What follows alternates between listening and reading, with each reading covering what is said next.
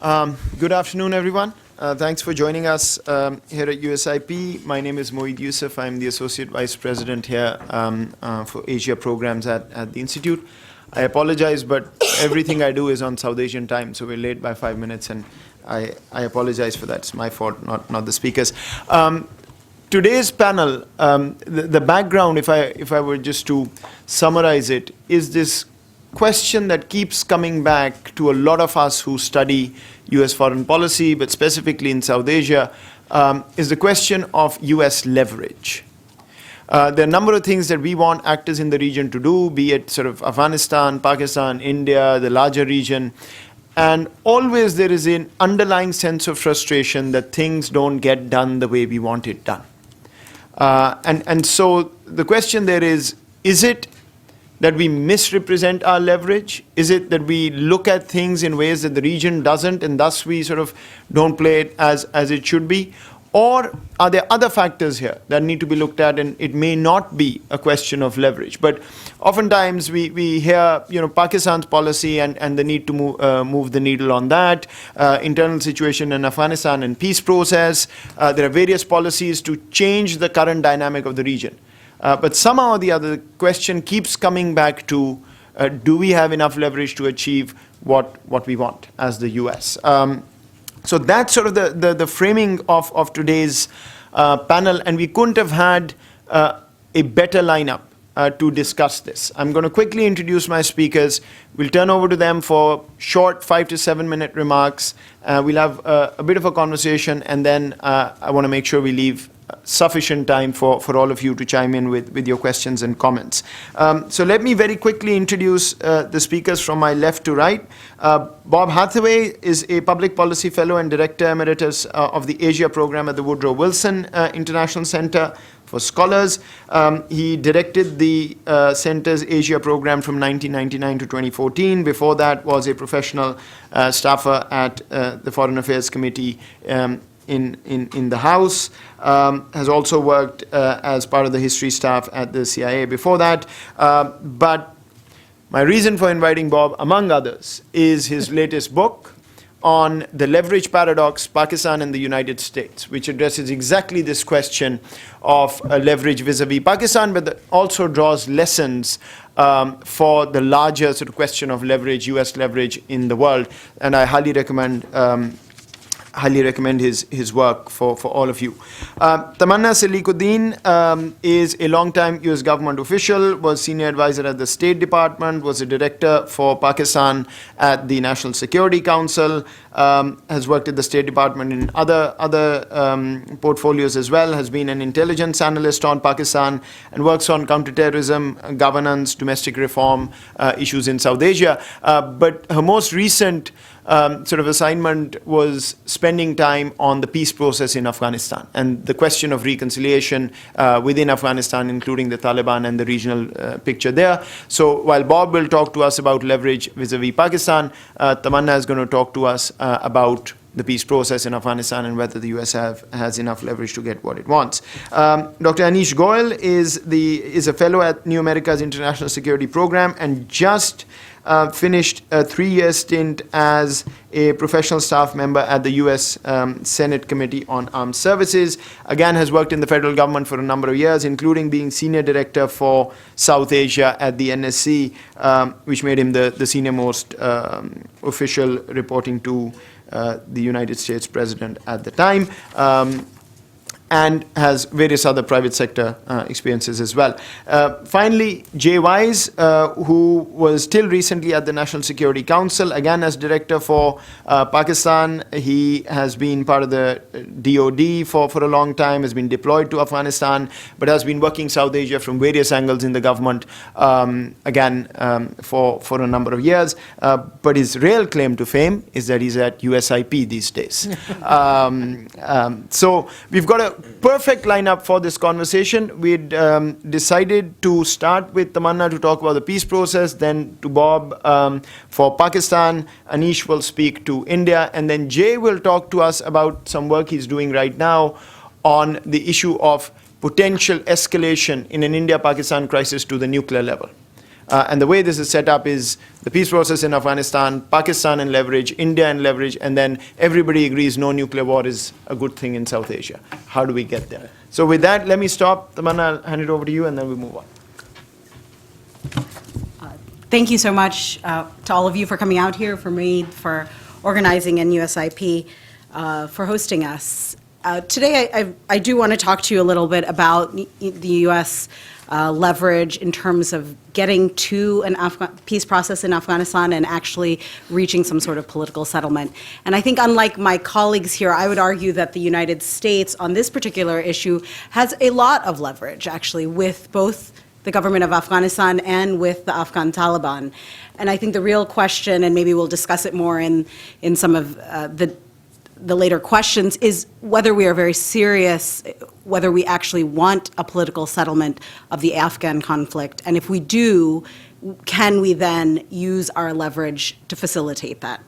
So just as way of context, the current U.S. administration inherited what is a 17-year-long war in Afghanistan that has largely been stalemated, and definitely since 2014 when the U.S. combat mission ended, it's largely been a stalemate between the Afghan government and Afghan Taliban insurgents.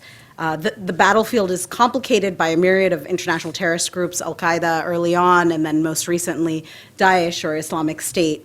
But these groups are largely marginal to the fight in Afghanistan, both in terms of strength and numbers. If you're really looking at it, it is the Afghan Taliban who have maintained a largely cohesive rural-based insurgency across Afghanistan with the help of safe havens in Pakistan, but also increasingly with a real safe haven in southern Afghanistan, so an internal safe haven. The insurgency support is not very widespread for the Taliban, even though they do very well. Estimates are somewhere in the 20 to 30% range in terms of support, and yet they have been very resilient and cohesive in the face of over 100,000 U.S. troops in Afghanistan, even with the death of Mullah Omar and the subsequent hiding of the death, and with the killing of Mullah Mansour, the leader of the Taliban. All of these things have not necessarily fractured the Taliban, nor have they really curtailed the ability of the insurgency to wage war inside the country. The Afghan government and the United States and other international allies have kept the Taliban at bay. They have not been able to hold any city centers. And the Afghan government does indeed control the vast majority of population centers and the majority of the population. The Taliban, on the other hand, claims that it is increasing in its control of land area. And that is true. While sparsely populated, they do control increasing amount of space. And this, I think, is emblematic of a stalemate. When you are in a stalemate situation, at the end of the fighting season, both sides are claiming gains, both sides are claiming that they had a good fighting season. And so when you're in the midst of a stalemate, it is often hard to actually acknowledge that military victory may not be on the cards. What is interesting is that there is growing recognition of that fact, both in Washington and in Kabul, that this conflict may only be solved through a political settlement. And President Trump acknowledged this in his August 2017 speech, his South Asia strategy speech. He noted that one of the goals of the strategy was to prevent the Taliban from winning further ground in Afghanistan. And he did say, after an effective military effort, perhaps it will be possible to have a political settlement that includes elements of the Taliban in Afghanistan, but nobody knows if or when that will ever happen.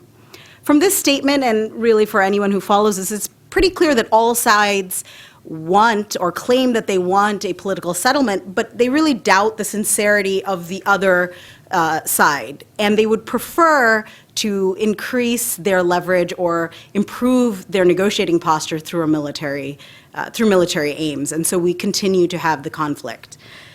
What is interesting in this settlement, or in this context, is the word political settlement or reconciliation has now become almost accepted by all sides. So nobody is saying that we're going to win militarily. Everybody's saying we're going to go to a political settlement. And the real challenge here is getting the different sides to the table. The Taliban said it will talk to the Afghan government once the foreign forces are out. The Afghan government says it will talk to the Taliban once there's a ceasefire or they stop fighting. And we all know both of these preconditions are just are unlikely to be met. And so I would argue that it is really the United States that has a significant amount of leverage over both the Taliban and the Afghan government, and then thirdly, to a certain extent, Pakistan, to actually bring about not only a peace deal, but even to just get the peace process started. Let's begin with the government of Afghanistan. President Trump, in his South Asia strategy, made clear that the United States will continue its support for the Afghan government and the Afghan military as long as they face the Taliban on the battlefield. And so this seemingly open-ended statement of support really does send a clear message to the Taliban that it can't wait out the U.S. or the Afghan government. And this, coupled with the recent experience in the fighting season of increased U.S. air support to the Afghan national forces, has bolstered the Afghan government. It has given the U.S., I would argue, some increased leverage over the Taliban. But this so-called conditions-based approach of the new South Asia strategy also risks increasing moral hazard in Kabul. A promise of unending U.S. support may disincentivize the Afghan government to make the necessary governance improvements. It may also allow a dependency on U.S. military power against the Taliban, and it will also make the Afghan government immune to calls for more inclusion of Afghan minority and other ethnic and political groups. I would argue to best use U.S. leverage over the Afghan government, the United States needs to be more clear about what are these conditions. Our conditions-based approach, we have to be very clear with the Afghan government, what are these conditions and what are the repercussions for not reaching them. In terms of the peace process, I think there are two very useful areas where we should be clear about conditions. One is that the Afghan government really needs to be serious about building intra-Afghan consensus. So a nationwide consensus in favor of peace and that politically supports a peace process. And two, which is probably the bulk of the matter, is actually realistic engagement with the Taliban. Realistic Afghan government engagement with the Taliban, and the recent Kabul process, I think, offers us some positive steps in that matter. So on the first one, in terms of building intra-Afghan consensus, many practitioners of peace processes would argue that 90% of your work is actually building intra-party consensus. So it is, if the U.S. wants to reach a political settlement, we need to build support for it here at home. And in the same way, Kabul needs to really work on outreach to the Tajiks, Uzbeks, Hazaras, every political group within Afghanistan to build that support for a legitimate peace process. Part of that is also improving governance. For example, an Afghan citizenry that experiences a predatory government official does not see this outreach to the Taliban as very legitimate and may actually support the Taliban. So fixing those governance problems and increasing consensus behind a peace process is one area that we should be focused on in working with the Afghan government. And the second one, which is the critical one, is the real outreach to the Afghan government, to the Taliban. So it is both engagement, but it is also the willingness to negotiate. If both sides, the Taliban and the Afghan government, stand by their preconditions as they are now, it's unlikely that we will ever reach the table. One positive development is the second meeting of the Kabul process. If you had, we were all discussing, if you had talked to me a little while ago, I probably would have been less optimistic. But the Kabul process it reiterated the three end conditions of ceasing violence, respect for the Afghan constitution, and breaking with international terrorism. But it laid out some benchmarks, which I think are significant. None of these are particularly new, but this is the first time that President Ghani laid them out all together and in a comprehensive way sort of offered a path to the Taliban. I won't go into them in detail, but they include a political process, recognition as a political party, transitional confidence-building measures, a legal framework that includes constitutional review, that the Taliban would have input into a constitutional framework, while recognizing the importance of the current constitution, reorganization of the state, security for the population, including those who return, Taliban who may reintegrate and return, economic and social development, international community support and partnership, and implementation modalities. So there was a lot of detail in this. Immediately, the Taliban, of course, said, you're missing the point. None of these matter. What really matters is the presence of foreign forces. And that is the crux of the matter. And I think that's where the U.S. has a lot of leverage. Interestingly, in the final peace process declaration, President Ghani outlined that there would be future discussion of foreign presence, that there would be some input with the United States about what a foreign presence looks like. And that, even though it's an allusion and not a direct mention, offers the United States a window into using leverage both with the Afghan government and with the Taliban. In terms of the Taliban, I think the U.S. often doesn't think it has a lot of leverage, and often what we think our only leverage is our military might. And I would argue, while that is useful, the two places we have more leverage with the Taliban in terms of bringing them to the table are their two main reasons for continuing the fight. And number one is the presence of foreign forces. If we can commit as the strongest party in this triad, you could say, to be willing to discuss the presence of foreign forces, or at least set a timeline or conditions for future withdrawal of foreign forces, it would go a long way in bringing the Taliban to the table. And the second is something I think people don't really recognize, is the Taliban's desire for legitimacy. Many of their complaints, sanctions, being excluded from the Bonn conference, et cetera, are all about international legitimacy. And the United States can make clear to the Taliban that they may continue to fight, but the only way that they will be recognized as a legitimate part of the Afghan polity is through a peace process.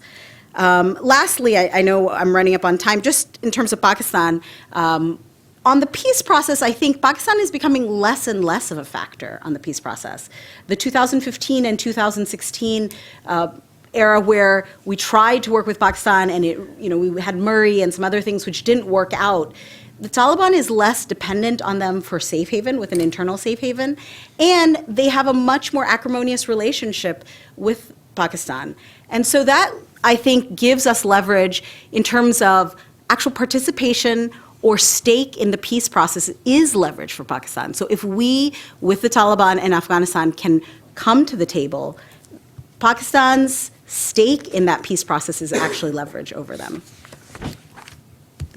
Great, thank you. Bob? Well, thanks, Moeed, for the opportunity to speak here. Thanks to all of you all for coming.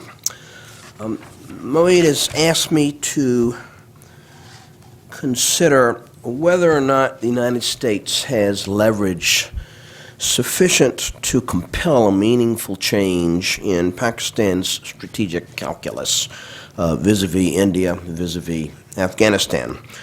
Put another way, put more bluntly, can we persuade, bribe, or compel Pakistan to get out of the business of providing sanctuaries and other support to terrorists who are targeting important American interests? I don't think there's any doubt as to how Donald Trump would answer these questions. Trump believes in American power and in the leverage that power confers. Throughout the 2016 presidential candidate, he spoke repeatedly about American leverage over other governments.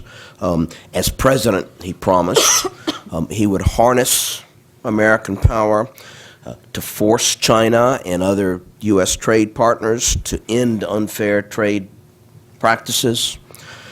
He would get Mexico to renegotiate NAFTA and pay for a wall along our southern border. He would compel our allies to take up more of the common defense burden, and he would force Pakistan to end its duplicitous policy of providing succor to our enemies. With respect to Pakistan, we saw this Trumpian belief in the leverage conferred by American strength in his January 1st tweet. and then in the administration's announcement a couple days later that it was suspending CSF payments and most other forms of U.S. security assistance. The January 1st tweet explicitly contrasted U.S. generosity in providing $33 billion of assistance to Pakistan over the previous 15 years with Pakistan's duplicity in providing safe haven to terrorists who are killing Americans in Afghanistan.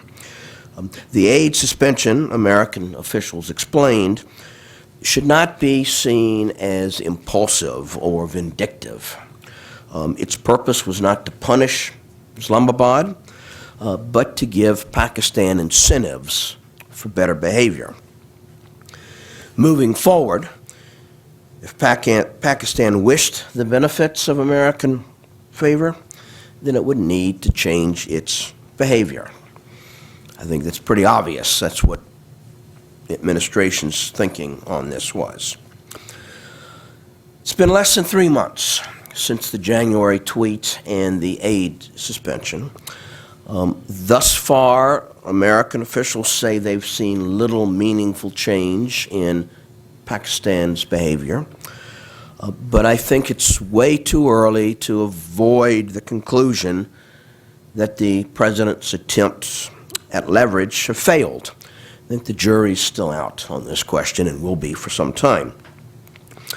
Still, I think if Trump had known anything about the history of the U.S.-Pakistan relationship, he would have realized the foolishness of believing that simply because Islamabad has received American financial assistance, this somehow obligates Pakistan to take steps it deeply, deeply believes are contrary to its own security. He would have known that the United States has a long history of suspending its assistance programs to Pakistan, and that in no instance have these punitive steps on the part of the Americans compelled Pakistan to alter its policies in any fundamental way. He would have understood that relative both to Pakistani needs and to the loans, grants, and especially the investment provided by China, France, several of the international financial institutions, the levels of American aid to Pakistan, particularly in the last several years, are really quite modest. Pakistanis value this aid, but not at any price. Had Trump been familiar with this relationship, he would have realized that practically the worst thing you can do if you seek to persuade Pakistanis to act in a certain manner is to publicly call them liars and knaves, as he did in his January 1 tweet. He would have understood that even when dealing with superpowers, weaker countries are not without leverage of their own. He would, for instance, have known that so long as the United States remains in Afghanistan, we will be dependent to a certain degree, but to an important degree, on Pakistani cooperation.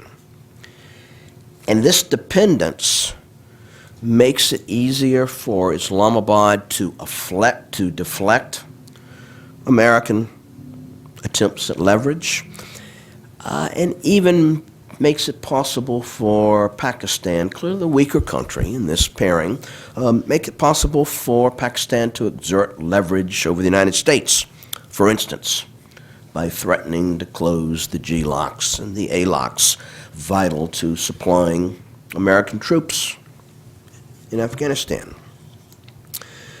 Lastly, he would have understood that although the United States has vastly greater strength than Pakistan, much of American power will remain sheathed so long as the United States has other priorities in and with Pakistan, such as the American interest in maintaining sufficient stability in Pakistan so as to not to jeopardize the security of Pakistani nuclear assets.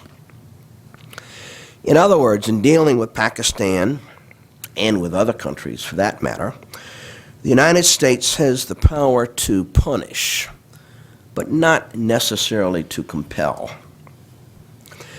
This is not to argue that the January actions were wrong, but only to suggest that we ought to have a clear-eyed assessment of the results that these actions are likely to produce.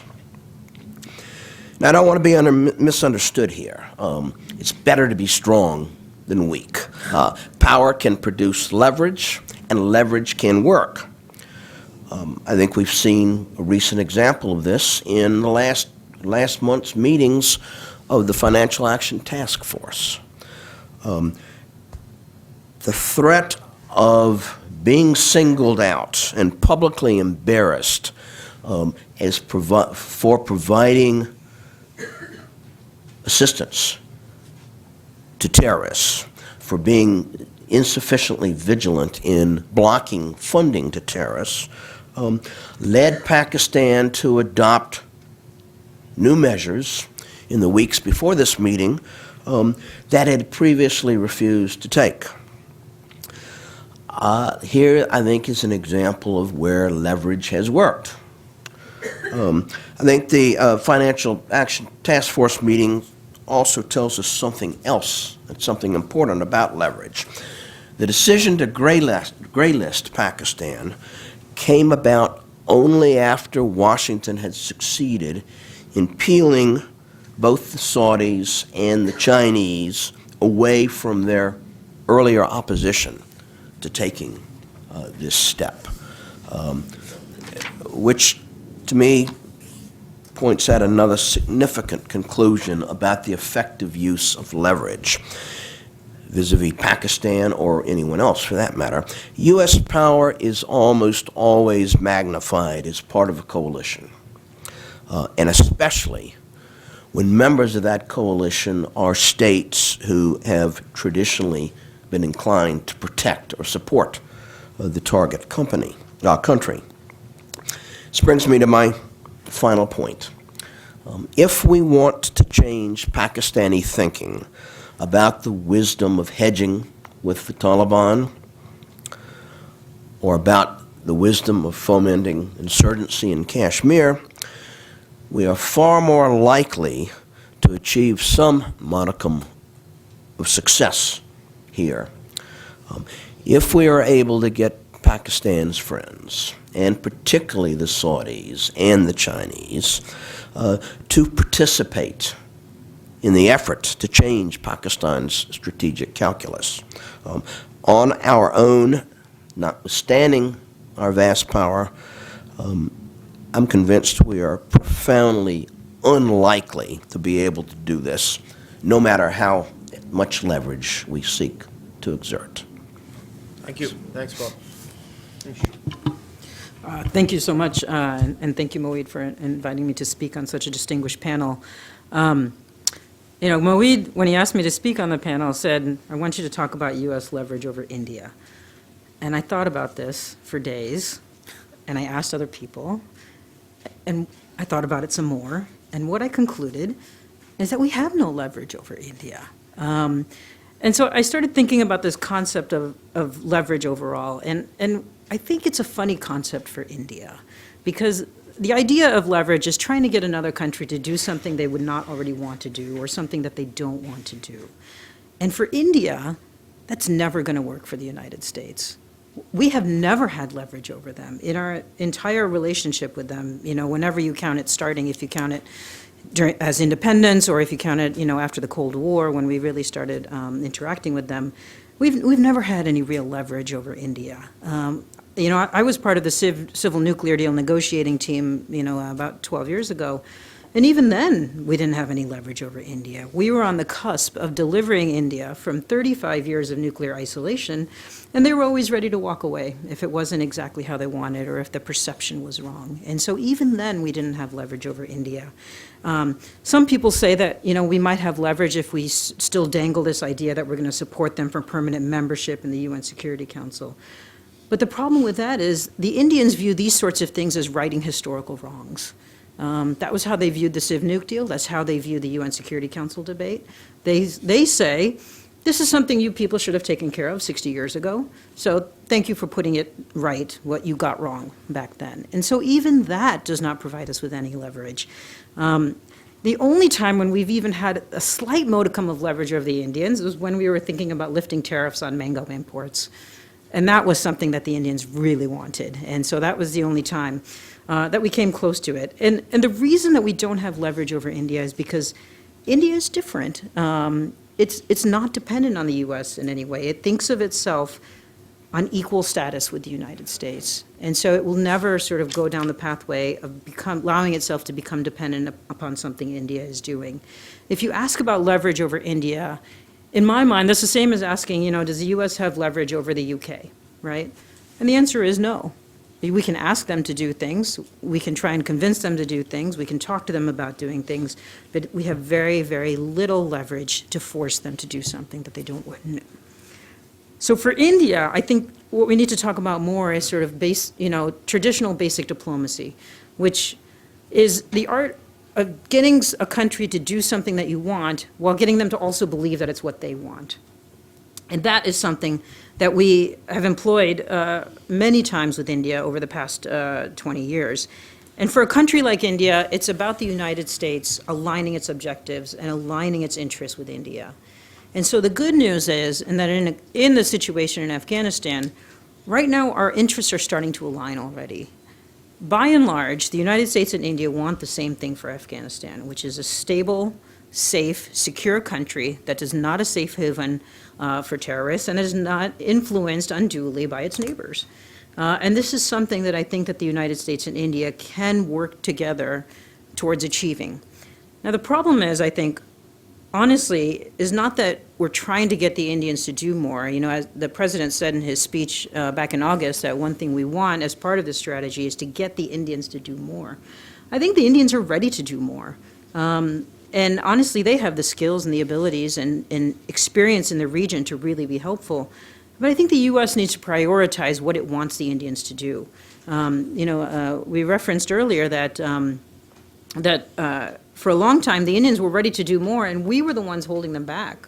We being the United States, we were holding them back, saying, you know what, we don't want to irritate Pakistan, or this will be a bit too far. So don't do this right now, or maybe do this. But we have to reevaluate if that's still the strategy that we want to employ, or if we really do want to ask the Indians to do more, what is it that we want them to do?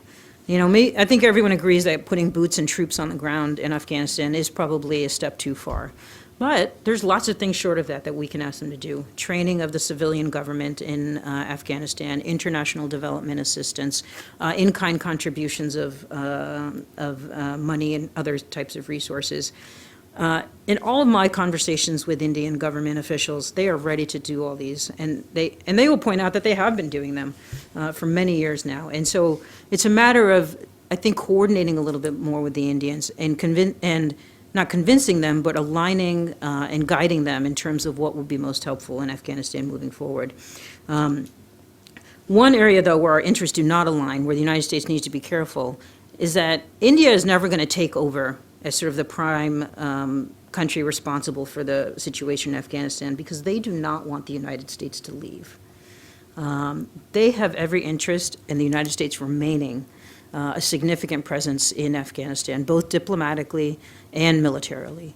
And so if we move down the road of eventually pulling troops completely out of Afghanistan, whenever it becomes in the interests of the United States, that's something that's going to make the Indians very nervous. So we need to be careful about how we align our interests with the Indians moving forward.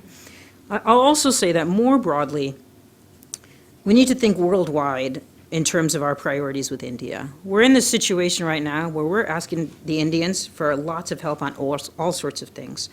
joint patrols in the Pacific Ocean, security in the South China Sea. We're asking them for help on climate change and, trade negotiations, as well as Afghanistan. And by the way, can you fix your problems with Pakistan? And, and I've been in the situation before where you're preparing for a summit-level meeting, and there's 17 different things on the agenda that the president needs to cover with the Prime Minister of India. And if everything is a priority at that level, then nothing is a priority. And so the U.S. needs to really prioritize what it really is prime importance to work with the Indians about. And all this is to say that, it's a strategic relationship with the Indians, right? Meaning that we're going to work on things together in a wide variety of different fields and a wide variety of different sectors. But we want to make sure that we're being careful, that we don't want so many things from the Indians, that we create a situation where the Indians then have leverage over the United States. And that's something that we want to manage. We want to make sure we think about carefully as we move forward with India. And we have a lot of potential with India. I think, the sky is only the limit for our relationship with India. We want to make sure we don't get our expectations out of whack and move forward in a manner that's going to be beneficial for everyone. So. Thanks, Anish, and thanks for sticking to the time. Jay?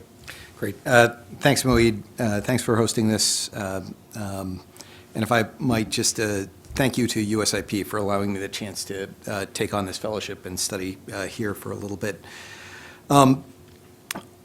What I've been looking at is how technology might be used to mitigate or forestall crisis, nuclear crisis especially, on the subcontinent between India and Pakistan.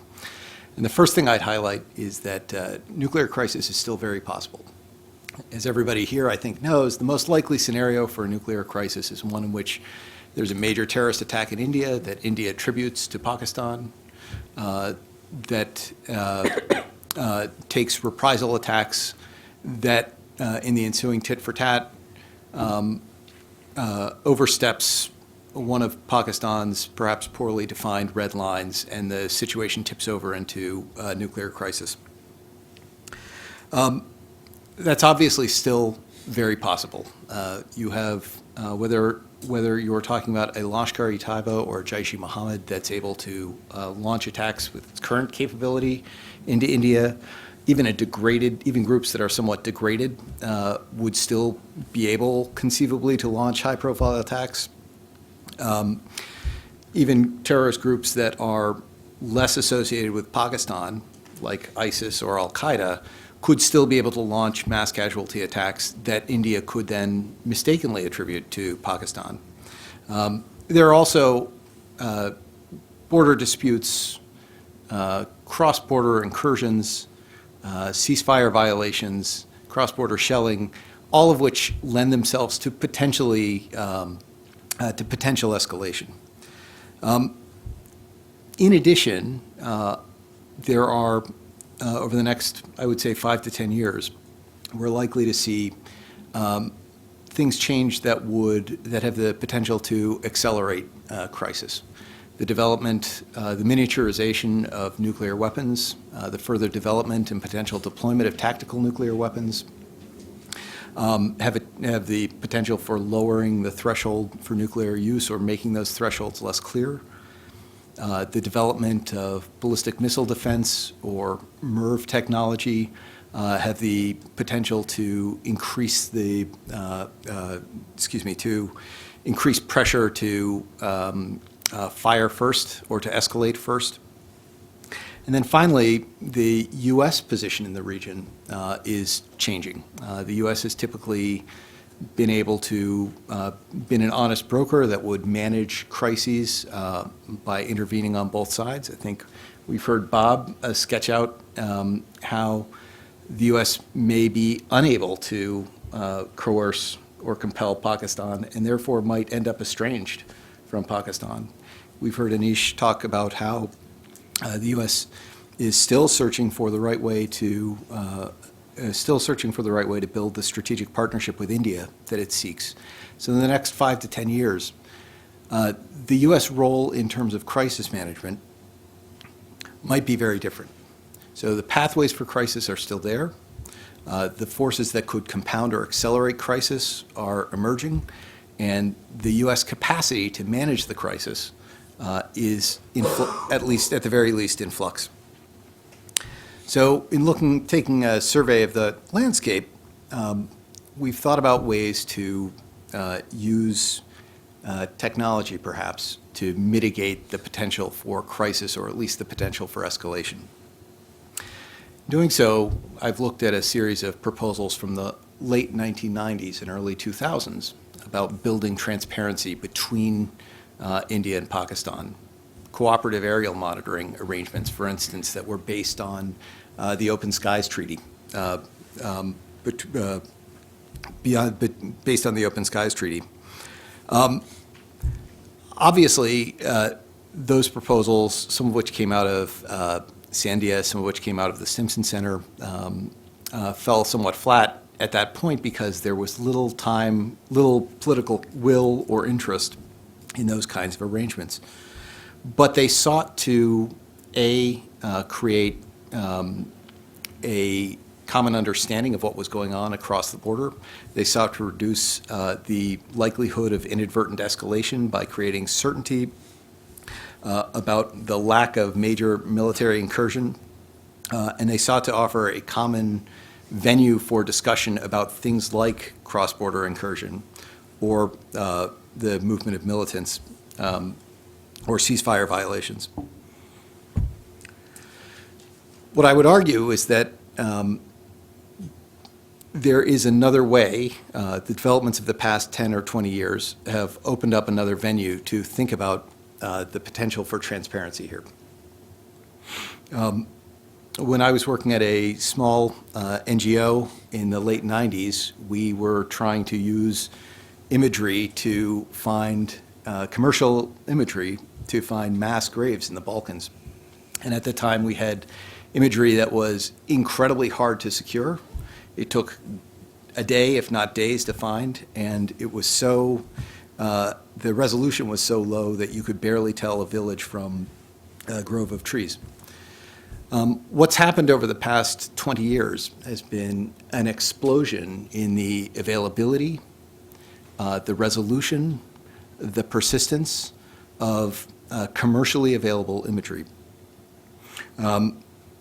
The company Planet uses 190 satellites to take a picture of the entire Earth every 24 hours. Digital Globe uses a constellation of satellites to, Digital Globe just began offering 30 centimeter resolution commercial imagery.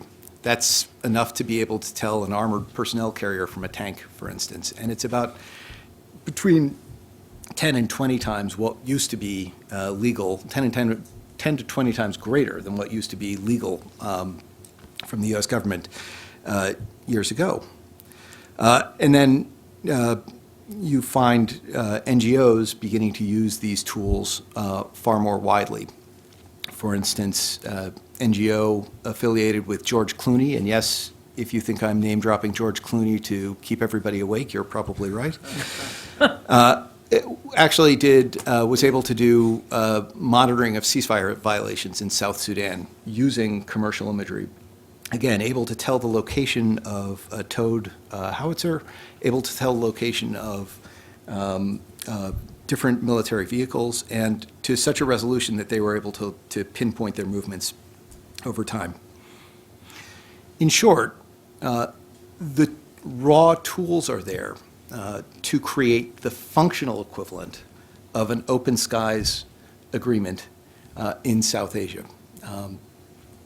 If there is a provider willing to do that, would require no assent from either country, would only require a third party, whether a country or a non-state actor, a commercial actor, a commercial company, or an NGO, to acquire the imagery, make it accessible to both sides, and to offer both it and perhaps even the analytic tools to make their way through it in ways that would create exactly the same effect as an open skies agreement without the political sacrifices that would have been necessary to get there 20 years ago.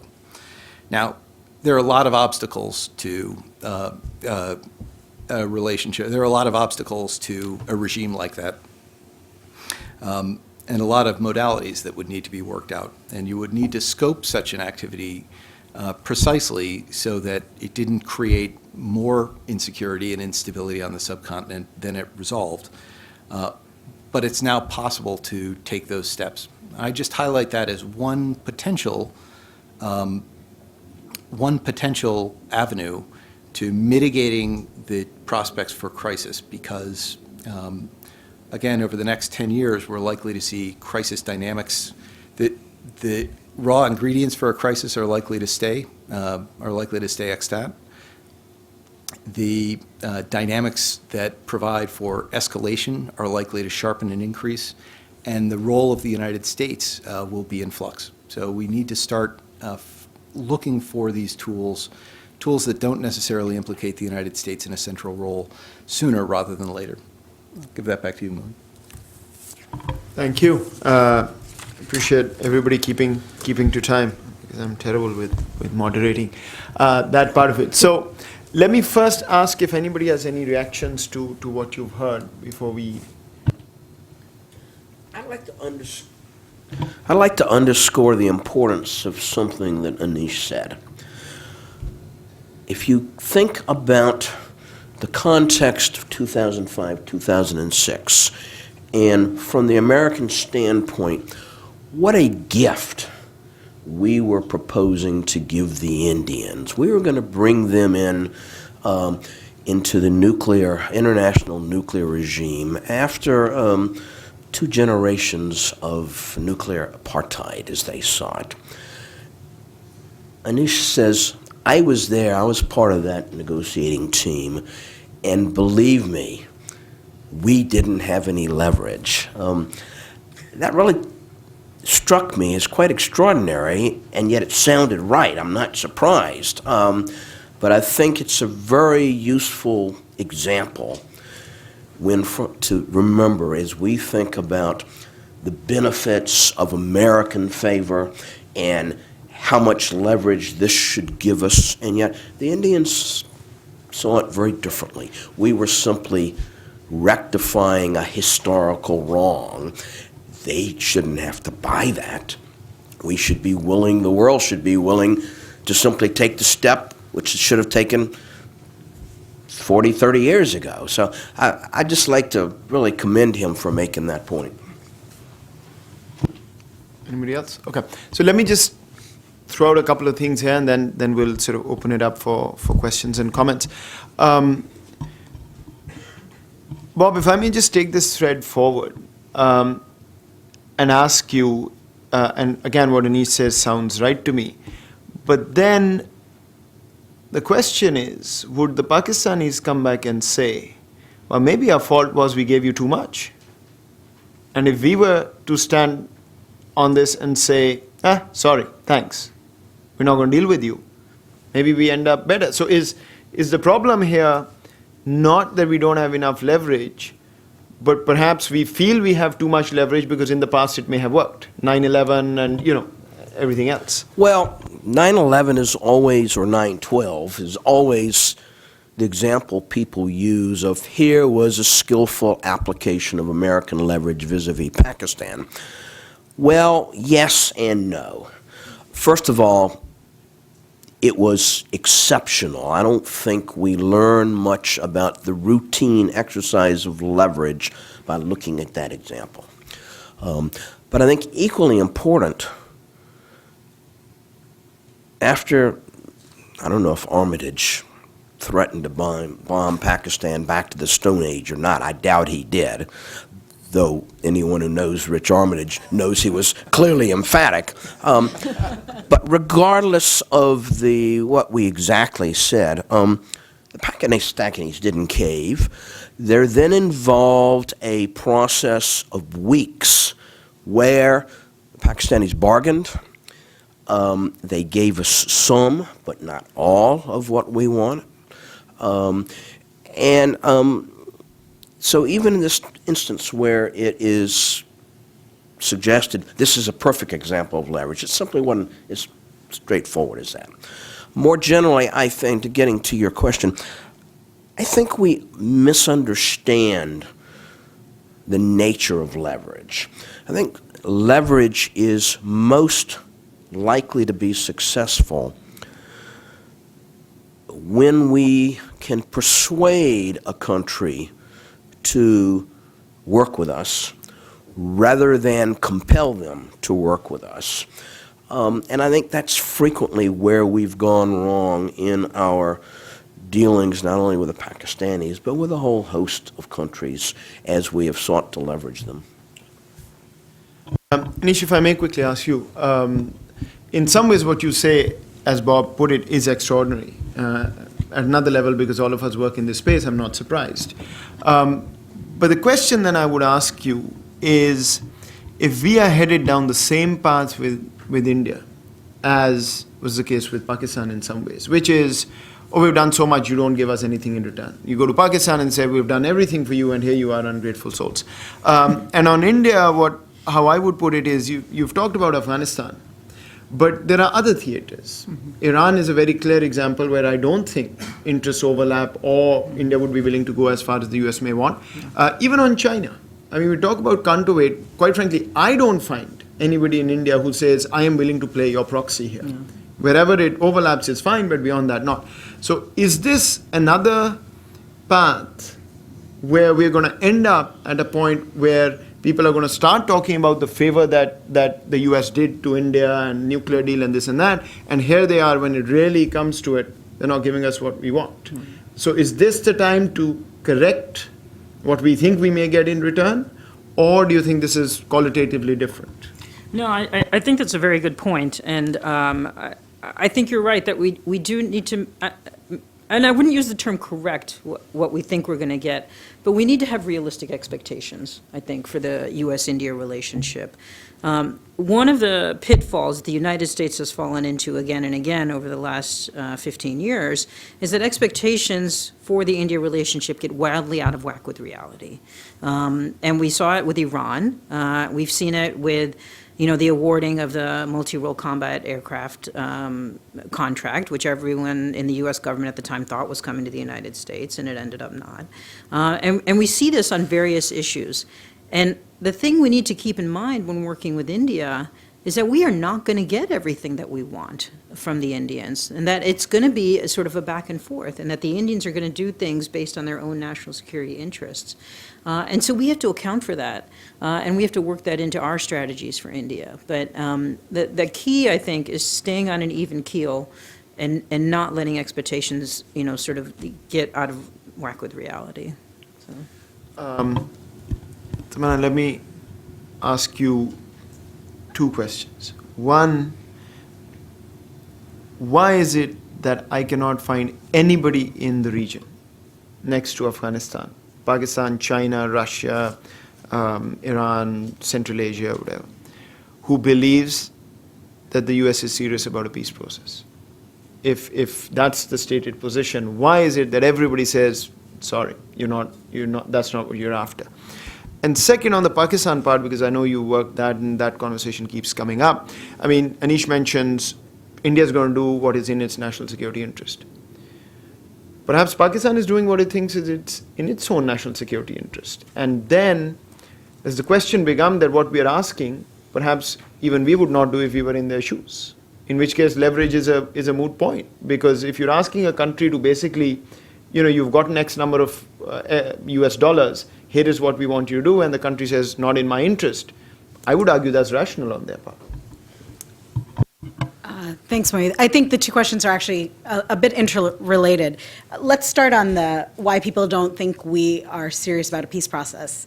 Because in fact, I don't think we really are. And I don't mean this in any sense that what we're saying we don't believe. I think it is actually a cognitive process to get to the point where you're ready for a peace process. So, maybe 5 or 8 years ago, even the words negotiating with the Taliban or a peace process were whispered in Washington, right? So now we've come to the point where at least people, even in the halls of the Pentagon are saying we need a political settlement. So we've gotten to the point where we're okay talking about it, but we haven't come to the point where we actually really believe it. And you can see that in our resourcing, in our posturing, even in President Trump's speech. Everything is about our military presence, our military victory. And I think those in the region experience this in a much more palpable way than we in Washington or in the United States do. That in the midst of what I would characterize as stalemate, both sides are still all sides are still committed in some ways to a military victory, right? We may not cognitively realize that, and some of us do, but our posture, our resourcing, our personnel is all aimed at a military victory, or at the very least, pushing the enemy to the point where they will cry uncle and say, yes, please, we'll accept a deal at any, at any cost. And similarly, I think the Taliban as well.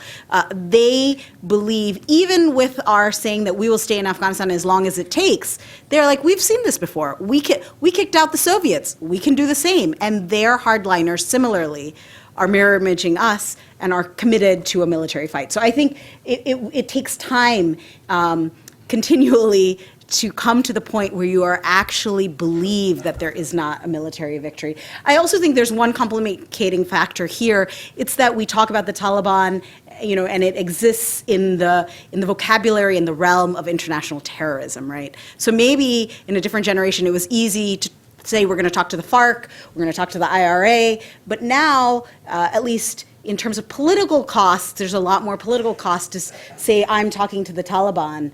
And everyone's like, "What? You're negotiating with terrorists, right?" So it's much harder. It's much harder to talk to anti-state insurgents when you talk about them as just terrorists. I'm not saying that obviously they commit terrorist acts. We're not saying that's not true, but you still need to negotiate with the people you're fighting with. The second question I think is really interesting.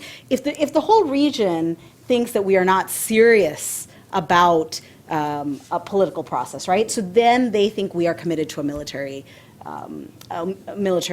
battle. And in Pakistan's view, we will lose that battle, right? I think it's very clear to them that, okay, no matter what, if we continue what we are doing, it's likely that either you will lose or that we can bog you down here in an endless war. And so if Pakistan has two choices, and what Anish said is very illuminating here, India wants us to stay there to protect India's interests. And Pakistan thinks that same thing, that we are going to stay there to protect India's interests. So Pakistan would like us either, if we're serious about a political process in which the Taliban serve as part of a government that is friendly to Islamabad and not friendly to New Delhi, or if we're going to fight, then the Taliban keeps us bogged down so that Afghanistan doesn't become a place that is, inimical to Pakistan's interests. So. Good. Finally, let me ask Jay and then take your questions. Jay, I have a fairly fundamental question to ask you, which may throw your entire research off, and I won't let you do that. But which is your entire premise is built on transparency. That once you have more information, you'll be able to see what's going on. There'll be less denials, and you can then prevent a crisis. I could make the polar opposite argument, which is made by many in sort of the nuclear realm, which is that ambiguity is great. And that's what India and Pakistan actually have held on to since '98, which is that they don't fully reveal their nuclear postures and doctrines and, and I've just finished, as you know, a book on sort of U.S. role in India-Pakistan crisis. One of my conclusions is that the one important tool that the U.S. had to help de-escalate crises was information manipulation. It decided when to share what with whom. If you do what you're saying you do, that tool is gone because everybody can see what really happened. Is that a net positive or a negative? Those are both good questions. And I should say that at the outset that what I'm not proposing is full transparency through the entire subcontinent, completely untrammeled. I'm talking about something that is a little bit more limited and constrained. First, I say that any arrangement would have to be really very tightly focused on the border and the LOC. It would not be able to, you wouldn't want to do anything that would change the way or challenge or disrupt the India-China dispute over Doklam, for instance. So you would want to make sure that this was very, very focused. And you would also want to make sure that the concept was purely as a check on escalation. It wouldn't be intended to give each state full information about the military movements, nuclear deployments, and so forth of the other, and doctrines of the other. So it would fully accept that there are places and times when ambiguity is still important and relevant. To your point about the U.S. role in managing crises, and for anybody who thought that Steve Cole's book was going to be the most important book on South Asia this year, I point you to Moeed's book instead. I paid him for this. But I would just. Near But I would just highlight, my suspicion is that the time that the U.S. could maintain such a monopoly of control over information, that it could successfully manipulate what it showed to one country and not to another. I think skepticism in those capitals about what the United States is doing will change. And I think also you're likely to see, as the explosion in information that I've described happens, you're likely to see more one-off uses of that information, particularly in times of a crisis. So what you want is actually credible people and tools to be able to reliably show change over time, so that decision makers aren't taken in by, one person tweeting a very, very inflammatory picture suddenly, because I think those kinds of things are actually perhaps more likely to drive crises and intensify crises. And so the kind of relationship that I'm talking about, or the kind of arrangement or regime that I'm talking about, is something that would actually be a firebreak to those kinds of instances. So let's open this up, and then we can come back and have a conversation as we have gaps in the questions. Max, right here. And just wait for the mic, because we have this on webcast, so people won't be able to hear unless you. Okay, thank you. I just want to raise a question. Listening to the four presentations, I sort of come away with the feeling that the concept of leverage is not a particularly useful one. It doesn't work in the case, probably doesn't work in the case of Pakistan, probably doesn't work in the case of India, perhaps doesn't work in the case of American support for the peace process in Afghanistan, because they have to work it out themselves. I wonder how you respond to that assertion that it may be, even though this is what the whole panel has been about. The other thought that I've often thought that in foreign policy, the rest of the world plays soccer and America plays American football. And sometimes we have a big disconnect in just the way we play the game. The rest of the world plays it much more subtly than we do. And we think leverage works when sort of the arguments that you've made is that it doesn't work very well. I would disagree with the conclusion you drew about the thrust of presentations, at least my own presentation. I would argue just to the contrary. Leverage does work, and moreover, it's more from the standpoint of advancing U.S. interest. It's more important than ever. It's more important than ever because there are more costs than ever before to the employment of cruder forms of American power, like military.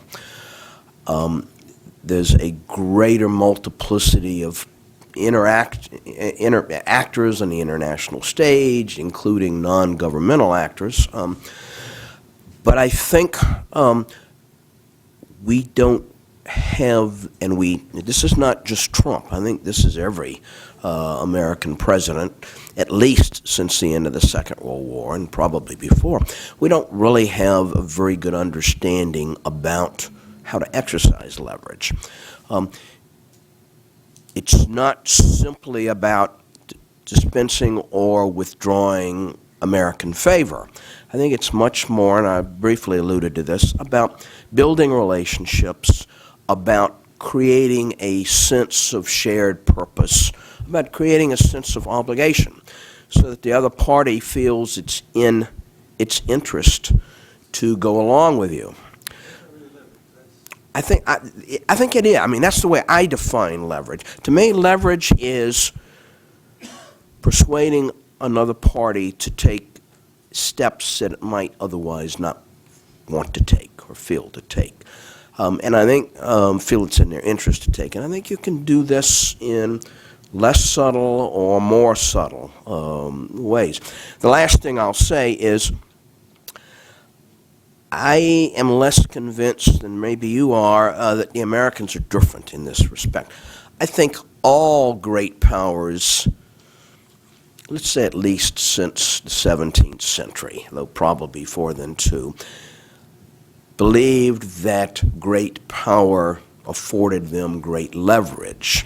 And every one of them was disappointed. I mean, the Soviet Union in Eastern Europe between 1945 and the collapse of the Soviet Union, they were continually disappointed by the actions of governments we call their clients. The Indians have been continually frustrated by their neighbors. The Chinese are today. Look at their frustration with North Korea. So I'm not convinced that we are uniquely incapable of turning our strength or our power into leverage. I think all great powers have the same problem. I would build on what Bob said, that I do think in Afghanistan it's interesting. Unlike Pakistan and India, I think we have immense leverage over Afghanistan and to some extent the Taliban. I mean, just given our mere military presence and the amount of money and political support we give them. I think what is hard for us to understand is that given the power dynamic, that we are so much stronger in relationship to a non-state actor like the Taliban or a weak nascent government like the Afghan government, we feel that like there's such a big power difference that it should be a blunt instrument, that leverage should be clear, that you do what we say. And unfortunately, the reality is, and the reality of a more complex, subtle world, is that blunt force leverage doesn't work. And that really we should think of it more as game theory. Given that we are the strongest power in that, we have the ability to absorb more risk. And so by doing that, in a peace process, we can bring two parties that have no ability to absorb risk and meet in the middle, because we can bring them together. And we have immense leverage there. But I think it's very different than the India-Pakistan examples in Afghanistan. So. I'll just add real quick that, in terms of Pakistan, there are different types of leverage, right? And the leverage that the United States has tried since 2001 just hasn't worked because it's been this blunt force sort of leverage that Tamana talked about. We've never sort of, at least that I'm aware, really tried to understand what the Pakistanis want and what their true objectives are in the region. And without understanding that, I think we're always going to fail at trying to exert leverage because we just don't know what they want. So. Yeah. Yeah, please. It strikes me that what everybody here has been talking about is the difference between the use of leverage to compel a country to do something that it would normally do the opposite on one hand, versus the use of leverage to subtly influence a country to do something that may be a few degrees different than what it would normally do. And those are two very different tacks, but I think the use of leverage is along a spectrum like that. And that, to Tamana's point and to Bob's point, frequently great powers think that they can use leverage to compel fundamental changes in countries' orientations, and that simply is, that will often, or if not usually, fail. Let's collect a couple of questions, if I may. Let's start from here, and I promise to come on this side as well. Here, and then we'll go back. Thank you. Arya Najat, I'm a fellow with the Atlantic Council. I have a question for Bob and one for Tamanna. Bob, Do you mind starting with one, and I'll come back if we have time, because I want to give people as much an opportunity. Okay. Yeah. They're very brief. I would just like Bob to say more on how could the U.S. Bring on board China and Saudi Arabia on the issue of leverage on Pakistan. Okay. The gentleman right there. My name is Andrew Hall. I'm from Chemonics International. My question is for Tamanna. How important do you think the presence of USAID or continued funding is to the narrative for peace talks and bringing in leverage, especially in the backdrop of Trump threatening to cut a budget or foreign assistance packages by 30%, not necessarily for Afghanistan, that hasn't been decided yet, but how important is USAID to Afghanistan? Anybody have a question for Anish or Jay specifically? No. In that case, let's just go here right up front. I'll come. Yeah. Hi everyone, I'm Wathik from the Iraq Embassy. Actually, building on the question of Mr. Anish, is United States has asked her they have things about the nature of their relationship with Pakistan. I've been in Islamabad in 2007, and they were talking about, wherever you have to examine the relationship with the United States, or the United States has to choose between India and Pakistan, they're gonna choose India. So I guess what are they doing now? We need to get to know what are they seeking for to get their interest and to protect them. Bob, do you want to take the first one? I'm sure. If I may simply make a two-sentence rejoinder to something that Anish said about we've never tried to understand Pakistan's perspective, the Pakistan's needs. I disagree with that. I don't know that Donald Trump understands it, but I think consistently in recent decades, the people who focus on the region clearly understand the Pakistani perspective. We simply don't agree with it. We're not going to base American policy on it because we define American interests as fundamentally different from the way Pakistan defines its interests. Bob, in the interest of making this a conversation, can you tell me what Pakistan ultimately wants in terms of Indian presence in Afghanistan? Because we keep talking about it. What is it specifically that they want? As little as possible, I think. But what does that mean in terms of policy? I think they want to feel that India does not represent any sort of threat on Pakistan's western border. So that means virtually no military presence, minimum number of Indian, quote, spy nests. You remember a few years ago, the Pakistanis were talking about 18 Indian consulates throughout the country. Well, it turns out just, 3 or 4. They want the Indian economic influence to be at a sufficiently small so that India doesn't have any real political influence in the country. So I would just say, to reinforce Anish, my take on this, talking to both sides all the time, is even the most fundamental questions neither understands the answer to. When you sort of unpack this, in my view, quite frankly, the number one concern Pakistan has is long-term military training of the Afghan army, way above everything else. But when you unpack this, what I've found is the most fundamental of questions that one would think in 17 years you would have figured out, both sides kind of say, I never get an answer to this. So I would just say there's something more to it than knowing that. Anyways, Okay. go for it. To your question, very briefly, how do we bring China and Saudi into this coalition to work on Pakistan changing its strategic calculations? The Chinese have taken large steps, and not just in the last couple years. 19 years ago, at the height of the Kargil crisis, the Chinese were already telling the Pakistanis to back off, and in that case of Kargil, to withdraw from the Kargil heights. I think we've seen a number of instances in the last several years where the Pakistanis have counted on the Chinese support, and it hasn't become forthcoming, because I think increasingly Chinese view that they their interests don't necessarily align with Pakistan's interests insofar as Pakistan has seen its interest as encouraging jihadist groups. The Saudis, I know less about, so I'm not quite confident in talking about how to bring them along, except that it seems to me that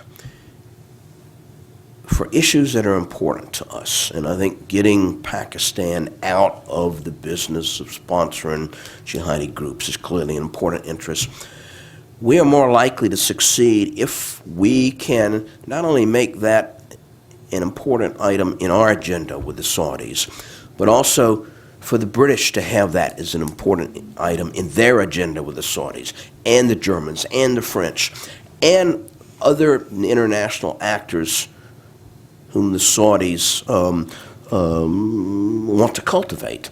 Because I think, going back to what I said something earlier, I think we're most likely to succeed if it doesn't simply come across as this is an American agenda item. We risk international isolation if we don't begin to work with other major players in an area like this. Anna, for a second. Yeah, do you mind if I just add one point to Bob's question? I mean, I don't think we are necessarily going to be able to change Pakistan's strategic calculus, but one area why the peace process is actually important, it is one area that has some convergence with Pakistan's strategic calculus. And if Pakistan and the region, including Saudi Arabia and China, do feel that we are serious about it, they are willing to put their leverage on both the Taliban and other groups to make a peace process come about. And that's largely because a settlement that includes the Taliban, to some extent, in Islamabad's view, does blunt Indian influence. So it makes the peace process a small portion of convergence. In terms of U.S. aid, I think U.S. aid is obviously very important in Afghanistan. One way that it is important in terms of specifically the peace process, I think, is building legitimacy for the peace process and building support for the Afghan government in that it does that intra-party consensus building.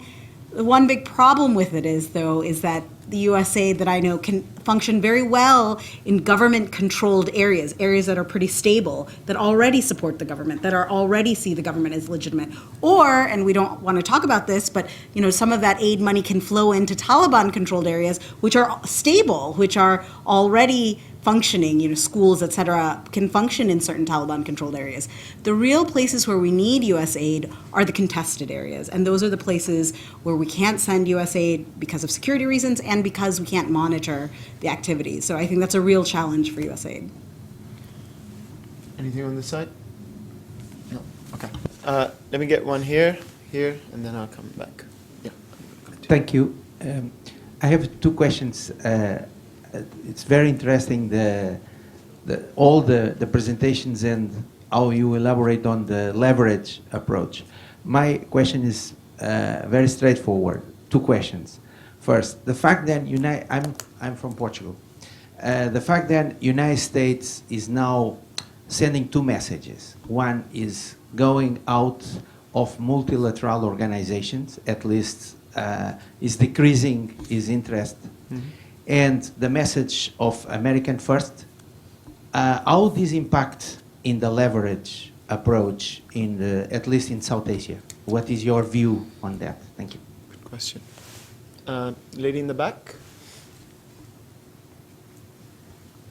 My question is for Tamanna. It's a very brief one. What do you think are the long-term implications of legitimizing the Taliban? Okay, good. We have one here and then one there, and then we'll come back to the panel. Oh, hi. This is Phil Schrafer. For Tamanya, I thought I was going to agree with you. Now I think I haven't. Walter Jones, the Republican from North Carolina, said that no army's ever won in Afghanistan. And you think there should be a declaration of war in Congress. Well, that's not going to happen. But the point being, I think there's a negative leverage. That is, NATO and the United States are an enemy, a good enemy that the Taliban can look at and say, look, the foreign force is occupying here. The collateral damage, for every bad guy you kill, you're going to kill a good person. So to me, you know, I just think we need to get out of there. I think it's a negative. Gentleman right up front. So, if each actor, if each actor, India, Pakistan, the Taliban, etc., does favor a political process to end the conflict, but none of them trust the other's commitment to a political process, then how could each actor display its, or I guess end the possibility of ending, or its desire to end the conflict through a military victory and display its commitment, its own commitment to a political process?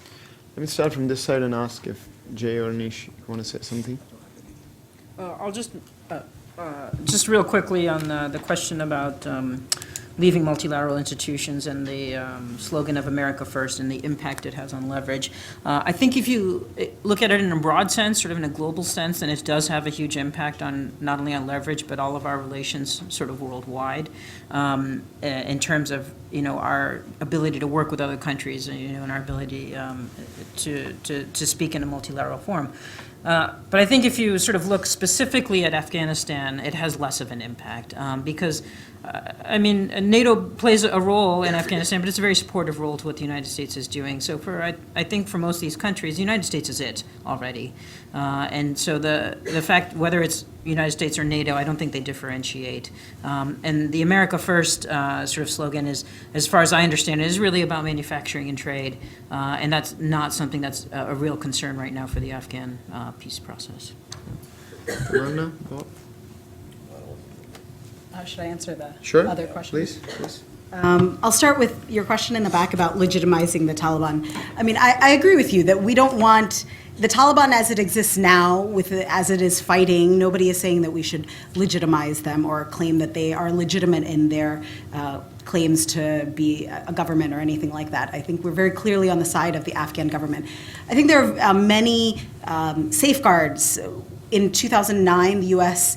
Then outlined what our 3 end conditions were. These have gone on to be adopted by the UN, by multilateral forum, and reiterated by President Ghani even last month, which are that any Taliban who seek to reconcile would have to cease violence, would have to accept the Afghan constitutional framework, including its protections for minorities and women, and would have to break with international terrorism. And so what we're talking about here is entering a political settlement process. You know, estimates of Taliban insurgents are somewhere plus 70 to 80,000. I mean, I don't think we realize the scale of that.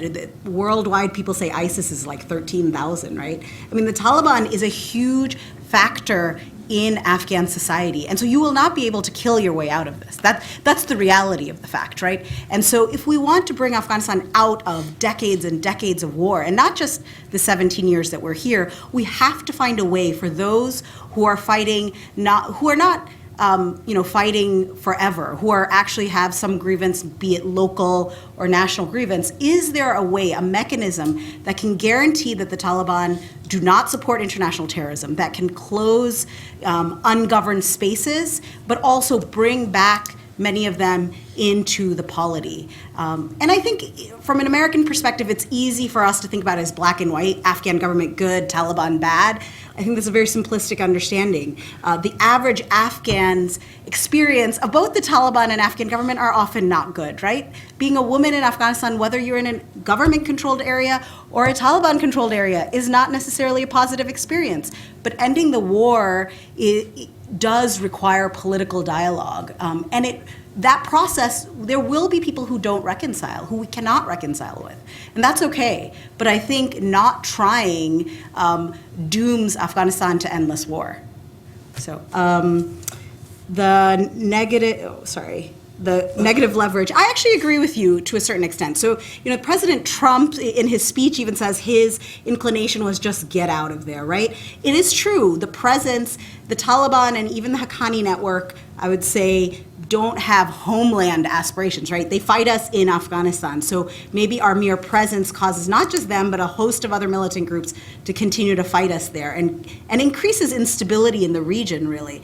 But I think it is the counterterrorism that there is really a national security imperative to not leave ungoverned spaces, not leave a vacuum from which groups like ISIS and Daesh. So I think his advisors, such as General Mattis, said a responsible way to end the war is not just to pick up and leave, right? Picking up and leaving would leave a vacuum that is not in our interest, and we may have to come back at a later date. But your sentiment is well taken, that is our presence there for so long beneficial or not? So the last one, sorry, I wasn't clear on your question. So what can each party do to show that it is committed to a political settlement?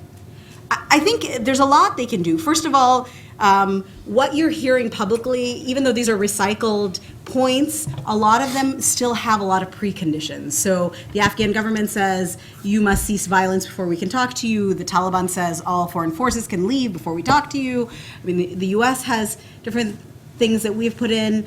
I think, first of all, statements can be bellicose because there's a fight going on. So it's really about the secret conversations, the quiet conversations need to be open, and they need to be done with also Pakistan, China, other partners. Second of all, I think resourcing and personnel are policy. Dr. Barney Rubin did a great article, I think, a while back, Personnel is Policy. And if you look at how we resource the military effort versus how we resource the peace effort, I mean, there's no comparison, right? So if you're serious about something, you put your money where your mouth is. Just this last question, what can Pakistan do? I mean, the obvious answer is they could curtail their support to the Haqqanis, to the Afghan Taliban, including the provision of sanctuaries. But I think we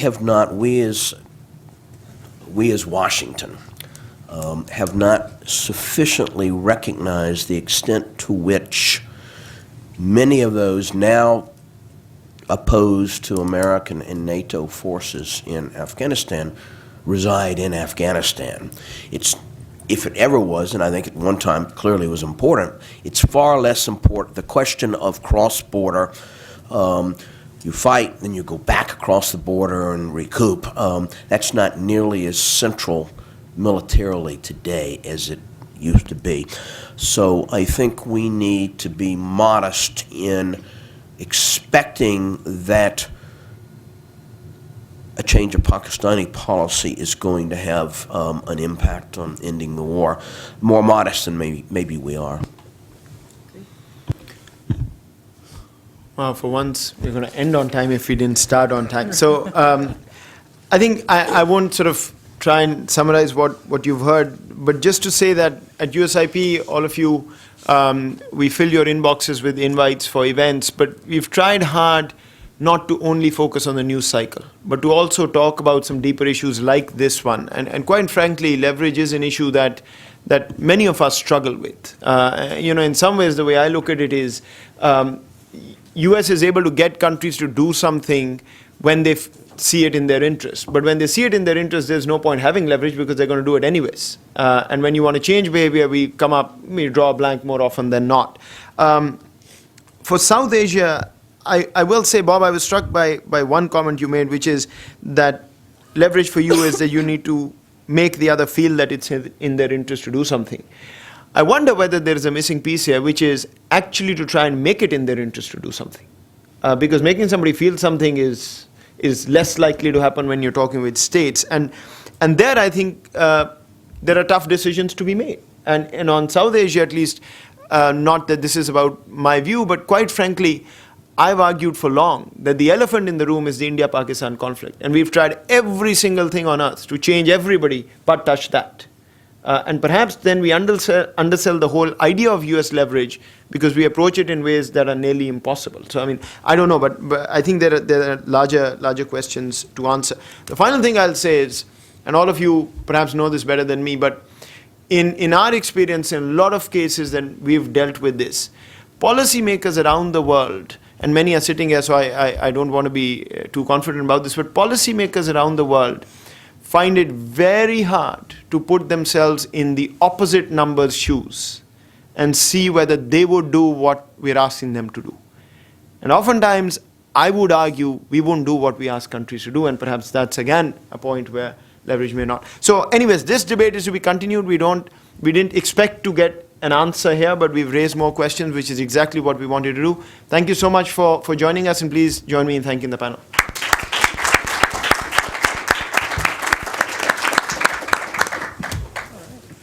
Thank you. No. Yeah, very nice to meet you. I have a card. I don't actually have a card. So. I do. It's in my. Are you telling me you have not met Bob Heffer? I've heard him speak. But he Wow. hasn't met me. Where have you been? I've seen him. Or vice versa. Yeah. That's Lloyd's nice way of saying Bob's really old. He's been Ah. I have a card. It's in my bag. So thank you very much. Excellent.